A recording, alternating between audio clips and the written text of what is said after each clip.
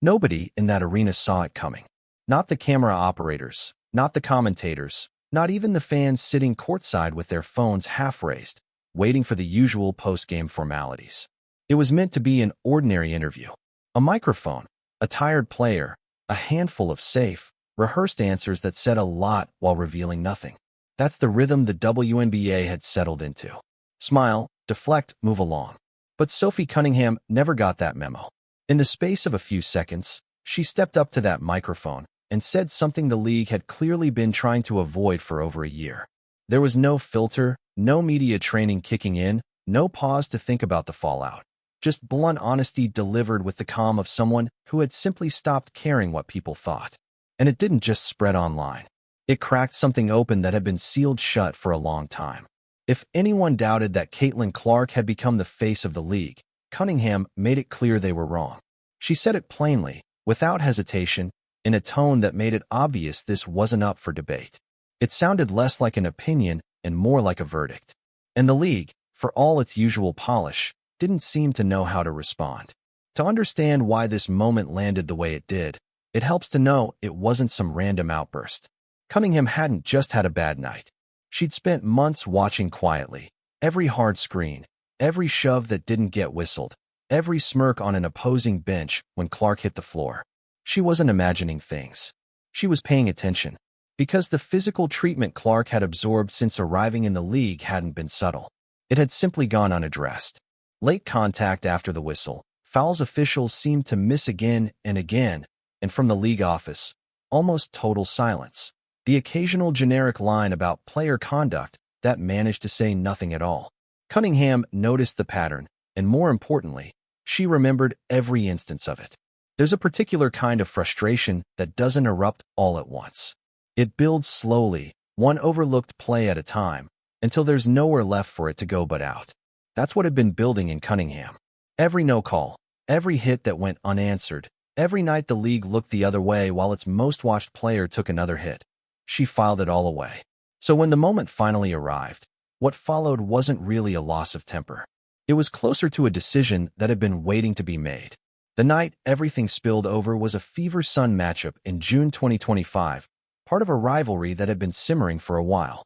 For most of the game, things stayed within the normal chippy boundaries of a physical contest.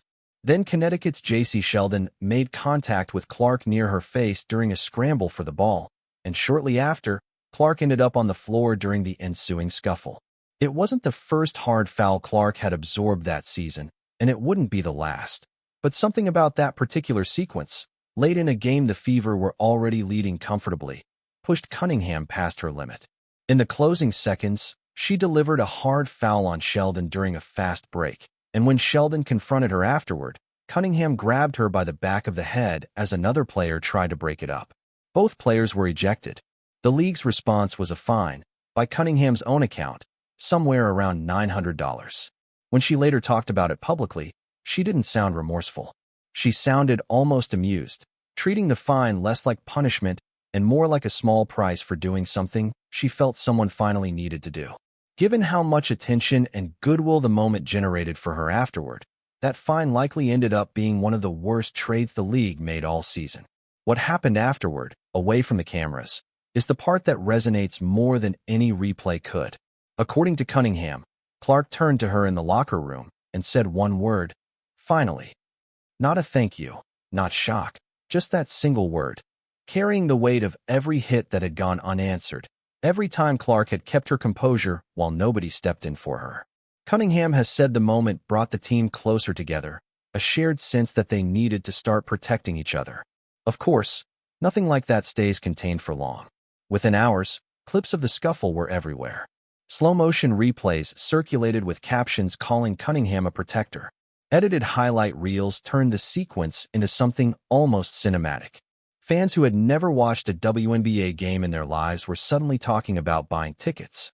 Cunningham's own following exploded, from roughly 200,000 to well over 1 million in a matter of days.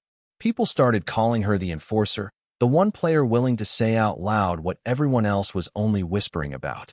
At the next home game, when Cunningham stepped onto the court, the crowd didn't just applaud, they chanted her name, again and again. the kind of reception usually reserved for players who'd just delivered a championship, not someone who'd been ejected and fined less than $1,000. But by that point, it was never really just about the foul. Underneath the viral moment was something older and less comfortable, a tension that had been building in the league's culture since Clark's arrival completely reshaped its visibility almost overnight. Some veterans, who had spent years grinding in half-empty arenas and overlooked broadcast slots, didn't necessarily welcome the sudden spotlight that came with Clark. Whispers circulated in fan communities and media circles that she hadn't paid her dues, that she was overhyped, that attention was being redirected towards someone who hadn't earned it the way others had. None of this was ever officially confirmed by players themselves, but the pattern of missed calls and repeated rough treatment on the court told its own story, one that built game after game without the league stepping in to address it. Cunningham had been tracking all of it, and months later, when she started speaking openly on her own podcast about the officiating, she didn't hold back. She said flatly that Clark was being targeted, that the same rough treatment happened to her almost every game, and that the league and its referees weren't doing enough to stop it. She pointed to a separate incident, a hard foul from Phoenix's Alyssa Thomas that connected with Clark's throat and knee, which went uncalled in real time before the league retroactively upgraded it to a flagrant foul with a suspension. For Cunningham, it was proof of a pattern, not an isolated mistake. The league's response to all of this was, in its own way, just as telling as the outburst itself. There was largely silence. No pointed statement in Clark's defense, no acknowledgement of the pattern being described, nothing that read as genuinely accountable. And that silence spoke volumes on its own. Because whether intentional or not, it suggested the league understood exactly what was happening. The missed calls, the physical toll, the risk to its most marketable player, and had made an implicit calculation that the attention Clark generated was worth more than fully protecting her on the court. The Wnba had, after all, been riding a wave that Clark created almost single-handedly. Viewership climbed, merchandise sales spiked, arenas that used to sit half-empty started selling out. All of that traced back to her presence and her draw. Yet when it came to the harder, less comfortable work of actually enforcing protection for her on the floor, the response was muted. It fell to a teammate, not the league, to draw a hard line. Cunningham didn't stop at the post-game comments either. In the days and weeks that followed, she kept pushing, calling out officiating standards and questioning why a league that had benefited so much from Clark's popularity seemed reluctant to defend her when it mattered. Her comments spread quickly, quoted on shirts, repeated in captions, clipped into videos that racked up millions of views.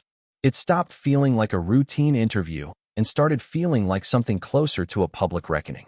Fans who had followed Clark's rookie season had already been quietly tracking the foul counts and the non-calls themselves. Cunningham's comments gave that frustration a focal point. Social media filled with demands for the league to address officiating standards more seriously, and the underlying question kept resurfacing. If the league wasn't going to protect the player filling its arenas, what exactly was it protecting? At one point, Cunningham said something that reframed the entire conversation. Rather than simply criticizing one team or one referee, she pointed at something bigger, the discomfort within the league about the very success Clark's arrival had created. It was, in essence, an acknowledgement that for years, veterans had fought for visibility, played through underfunded conditions, and taken overseas jobs in the off-season just to make ends meet. And then Clark arrived, and much of what they'd worked toward for years shifted almost overnight. Some players embraced the change. Others, understandably, found it harder to sit with.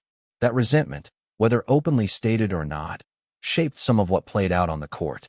Around the same period, organizational changes hit the Fever's front office as well, adding another layer to an already turbulent stretch for the franchise.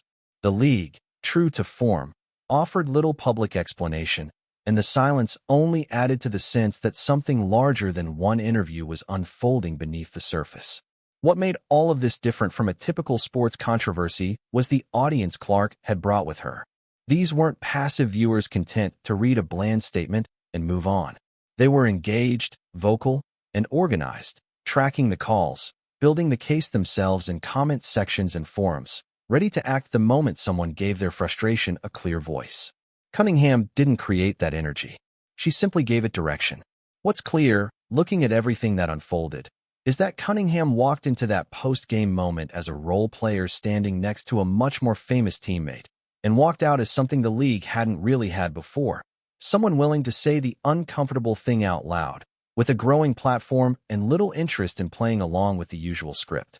The attention that followed wasn't the goal. It was a byproduct of finally saying what a lot of people had already been thinking. And what her comments exposed, more than any single foul or fine, was a league sitting at a genuine turning point, benefiting enormously from a player it hadn't fully figured out how to protect, facing a fan base that noticed the gap between what the league said and what it actually did. Whether that gap closes or widens from here is still an open question. But thanks to one blunt, unscripted moment at a microphone, it's no longer a question anyone can quietly ignore.